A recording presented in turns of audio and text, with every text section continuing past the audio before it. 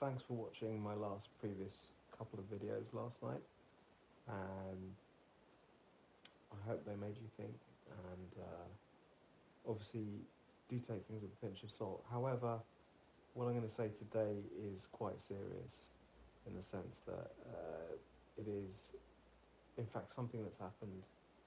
Some people might say suddenly, some people might not say suddenly, but let me just try and state my case as briefly as I can. There are chemicals being used that change people's brains. Transsexuals are a fact, and they are to be acknowledged as such. What it represents as well is an end of a culture,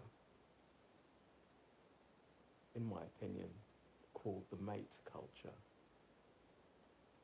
The mate culture would mean that, in my opinion, that I can't say, all right, mate, doesn't work anymore, or yeah, man. So mate and man are dying a slow death, and I'm not saying that's a bad thing. It is going to be a bit of a game changer for some people, and I know myself, I may find that difficult, but it also depends on the spheres that you work in. Now, when I go down the street and chat to people, I find, as I'm sure most of you will find, little snide jokes about sexes and sex change. For example, I knock on someone's door and I speak to them and I say their name,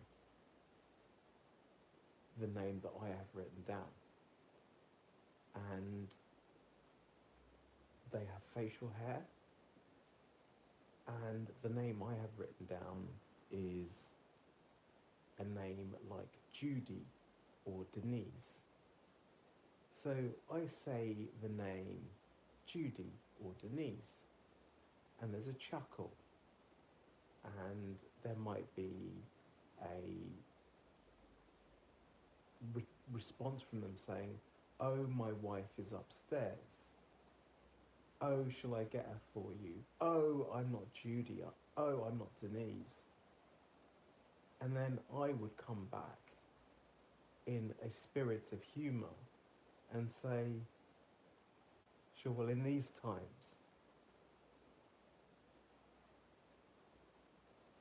dot, dot, dot, ellipsis. So you get my drift, that there is a slight level of humour. Now, I am quite young. However, to a lot of young people these days, really truly young people,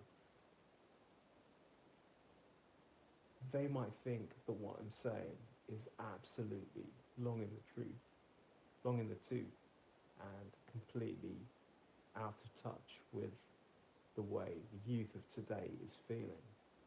So I grew up with watching Julian Clary cross his legs, and even some of the other cross-dressers that I saw on TV, deliberately trying to ogle them and see if they were really, really men. But at the end of the day, I came to the decision that they were men dressed as women, and I found that quite comical.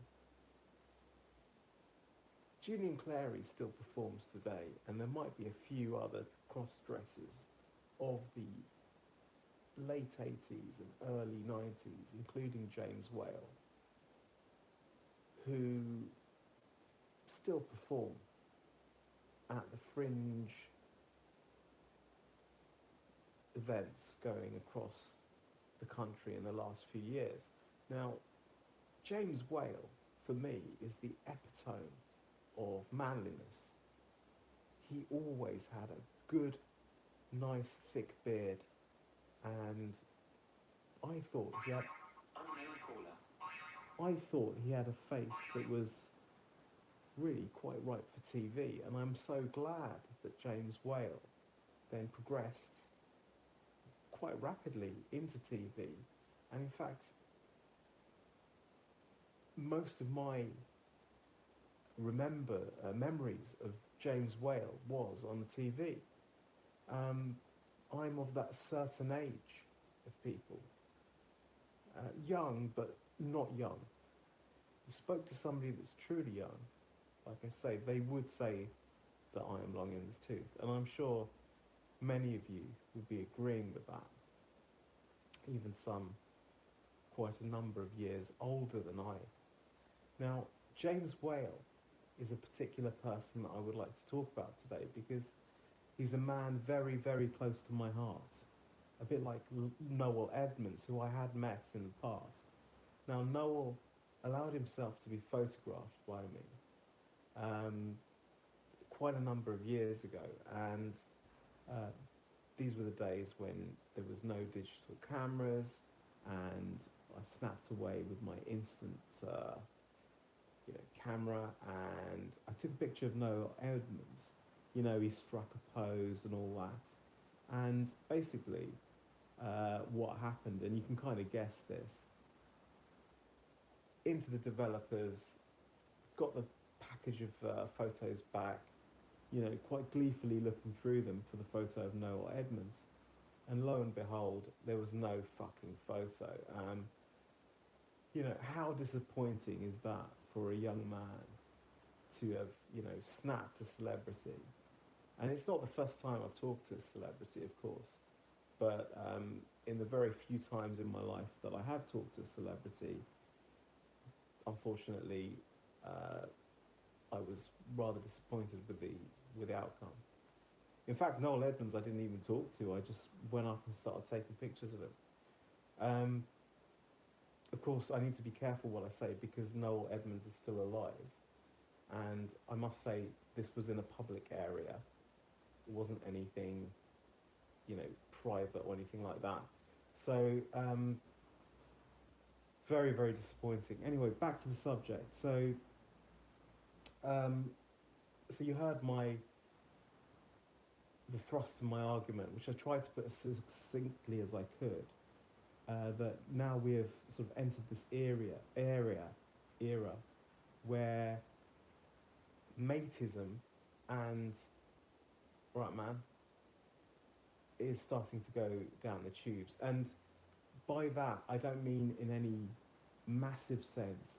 You and I won't notice a big change. However, on an academic level and on a definitely on a youth sort of led level and politically sort of biased level, whether that's actually in major organisations where there's diversity policies, but also in politics and especially in youth culture. You will see, for example, if you're heading out, you know, if you started to go out clubbing, you would see, compared to 10 years ago and even 5 years ago, you'd see a lot of young men who are dressed up in women's clothing, with makeup, and so on.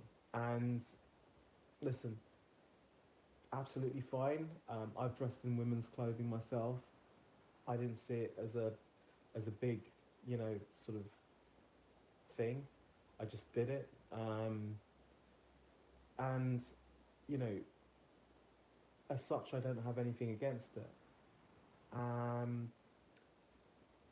What I have noticed, though, is a very subtle change in language that can be used with predominantly young people who cross-dress. And I find myself, as no doubt people in the 70s found themselves, on the back foot with certain populations. Now, I'm mincing my words because I don't want to make this about that. I want to talk about cross-dressing, and I do want to also admit that I have cross-dressed myself, and I want to make that absolutely clear that I'm not somebody that always wears trousers. I have worn makeup before, and I've put on a skirt and a wig. So I want to make that absolutely clear here on my channel, just in case there's any doubt about that, and I'm accused of being whatever. But